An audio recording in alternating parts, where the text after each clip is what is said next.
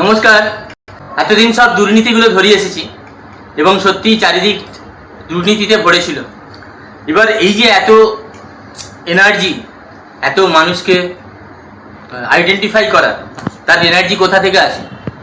সকালবেলা মাঠে গিয়েছিলাম দৌড়াতে, একটু ব্যায়াম হয়েছিল, ব্যায়াম ট্যায়াম করে এসে প্রতিদিনের নিত্য নৈমিত্তিক যে খাবার থাকে সচরাচর আপনি দেখতে পাচ্ছেন এখানে রয়েছে ওটস,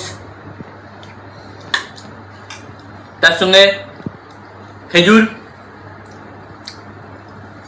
আলমন্ডস অর্থাৎ কাঠবাদাম যেটা বলি, রয়েছে বিট, রয়েছে শসা, রয়েছে টক দই, রয়েছে আর এক টুকরো পাতিলেবু। এটা সকালের খাবার। অন্যদিন লাঞ্চ আর ডিনারটা দেখাবো। তবে আপনাদেরও বলছি যে নিত্য নৈমিত্তিক যদি এই খাবারে আপনি থাকেন সকালবেলা উঠেই, তাহলে একদম সুস্থ থাকবেন।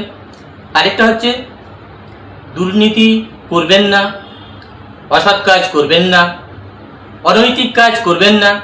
দেখবেন আপনিও সুন্দর থাকবেন, আপনার সংসার সুন্দর থাকবে, আপনার জীবনটাও সুখের হবে। দেখতেই তো পাচ্ছেন দুর্নীতির ফল। আজ এই পশ্চিমবঙ্গকে যেভাবে আমরা দেখছি, এটা যদি 15 বছর আগে, বলছি না, আর 5 বছর আগে পেতাম এই রকম মুখ্যমন্ত্রী, আমি এখনো পর্যন্ত এই মুখ্যমন্ত্রীকে বারবার স্যালুট করছি।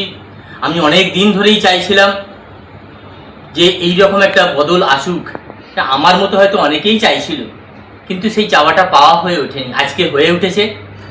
আপনাদের সকলকে বলবো, দুর্নীতিবাজ লোকগুলোকে অ্যাভয়েড করুন এবং তাদের একদম লক করে দিন। তারা ঘর থেকে যেন না বেরোয়, তারা ঘরেই থাকুক, যা ইনকাম করেছে সেটা নিয়ে ঘরে বসে বসে খাবে।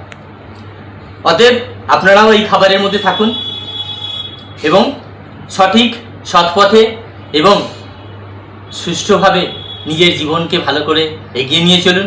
আপনারও ভালো হবে, আপনার সন্তানও ভালোভাবে মানুষ হবে। ভালো থাকবেন, সুস্থ থাকবেন।